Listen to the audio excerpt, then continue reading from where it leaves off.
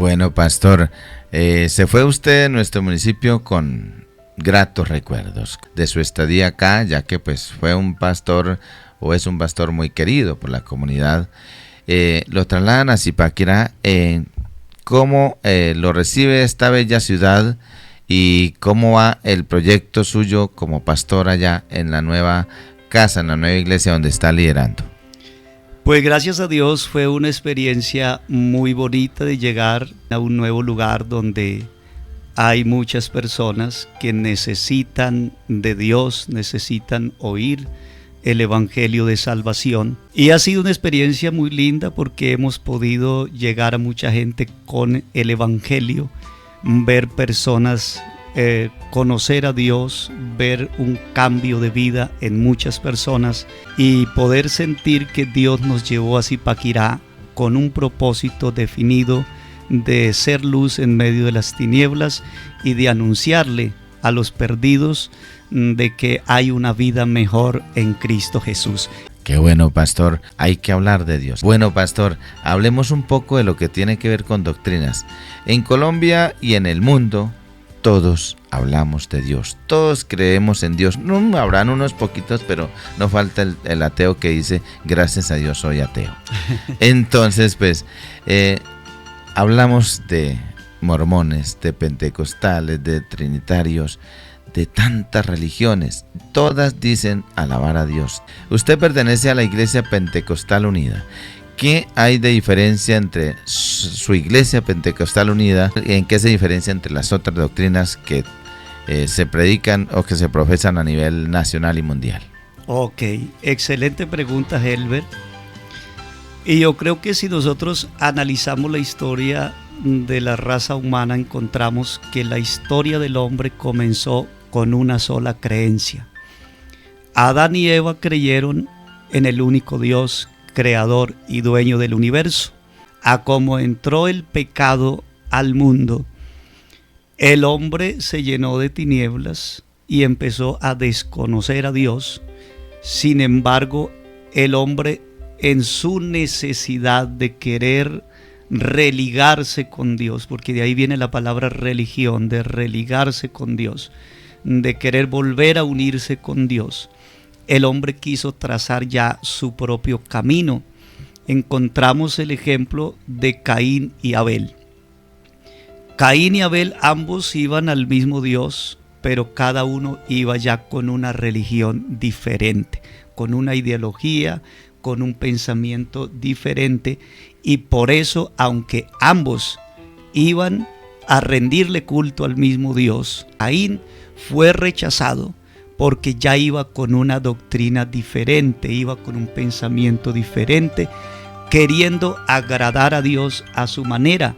Y vivimos en un mundo lleno de creencias, lleno de religiones, pero en su gran mayoría dicen, yo creo en Dios, pero a mi manera. Y ahí es donde radica el problema. Las religiones siempre han surgido y cada día surgen más, porque el hombre está trazando su propio camino para tratar de llegar a Dios a su manera. Pero para llegar a Dios solo hay un camino, y Jesucristo dijo, yo soy el camino, la verdad y la vida. Entonces la diferencia está marcada sobre todo basado en el concepto que se tiene de Dios. En el mundo hay diferentes conceptos de Dios porque desde que el hombre pecó ya desconoció a Dios. Existe el concepto triteísta o trinitarista que nos habla de que es un solo Dios pero compuesto por tres personas divinas. Desde muy niños los que nacimos en la iglesia tradicional, la iglesia católica, se nos enseñó así, pero cuando fuimos a estudiar la Biblia nos dimos de cuenta que en la Biblia no aparece la palabra Trinidad, no aparece la palabra personas divinas, personas distintas, personas coiguales, nada de eso aparece en la Biblia. Entonces en la Biblia hay afirmaciones que nos hablan de Dios. Dios, cuando se dio a conocer de los seres humanos, nunca le dijo nosotros somos tres personas. Dios siempre se identificó con el yo soy, no con el plural nosotros. A los patriarcas les dijo yo soy el Dios de tus padres. A Moisés le dijo yo soy el que soy. A Abraham le dijo yo soy el Dios todopoderoso, y siempre se identificó como el yo soy, como el único Dios. Y la Biblia afirma en Juan 4:24 diciendo Dios es espíritu. Entonces eso es lo que dice la Biblia, que Dios es espíritu, un espíritu que está en todas partes, que lo llena todo. Así que en Dios no hay una pluralidad de personas, sino una unidad simple donde solo hay un espíritu que está en todas partes, solo que este espíritu que lo llena todo, para salvarnos, tomó forma de hombre, se manifestó en carne, como lo dice 1 Timoteo 3:16. Así que el Señor Jesucristo es el mismo y único Dios manifestado en carne. En esa condición de carne se le llamó hijo por su condición de hombre, por su condición humana, pero en su divinidad Él es el único y verdadero Dios, creador del universo, como lo dice 1 de Juan 5:20. Hombre, qué buena explicación, sí señor, porque hoy por hoy tratan de hacernos las cosas mucho más fácil, sencillo.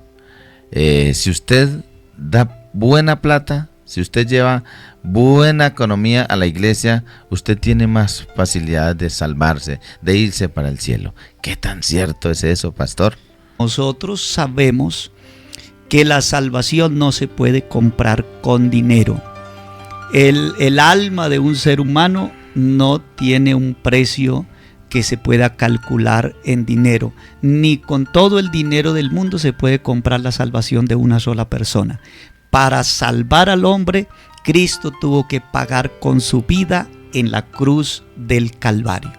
Entonces, si bien es cierto que en toda iglesia, en toda organización se necesita dinero, porque eso no lo podemos negar. Hasta el mismo Señor con sus 12 discípulos, ellos tenían una bolsa, tenían una tesorería, que Judas era el tesorero y de hecho pues salió mal tesorero porque el corazón se le desvió por el lado del dinero, y hoy día a muchas religiones el corazón se les ha ido como el corazón de Judas por el dinero, manipulando la gente con dinero para enriquecerse a costa de la fe. Pero en medio de todas las religiones que han hecho negocio con la fe, hay una iglesia que Cristo fundó, que es la que predica la salvación por gracia. Efesios 2:8 dice: por gracia sois salvos por medio de la fe, y esto no de vosotros, pues es don de Dios.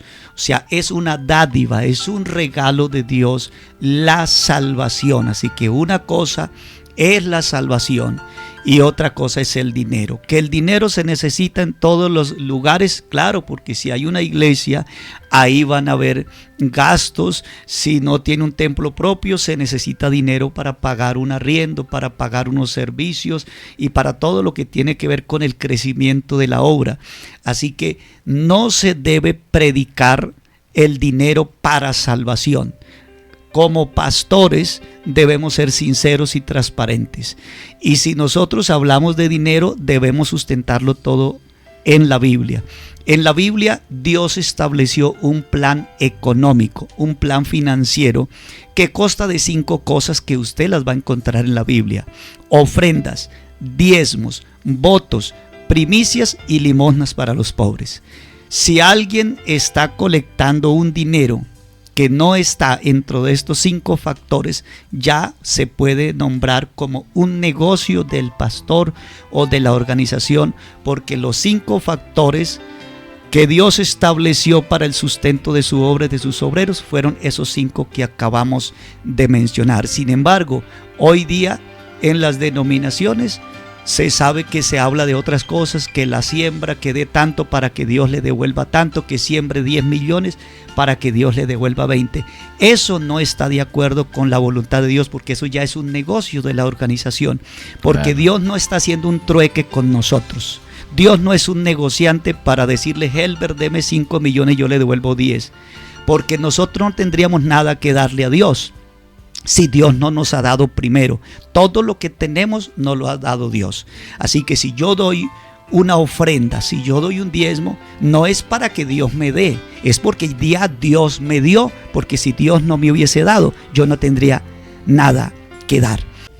Bueno, pastor, muchísimas gracias, bonita explicación, qué buen mensaje, y agradecerle por su visita, hombre. Qué bueno que de vez en cuando tenga tiempo, venga y nos visite, porque la gente necesita escuchar de Dios.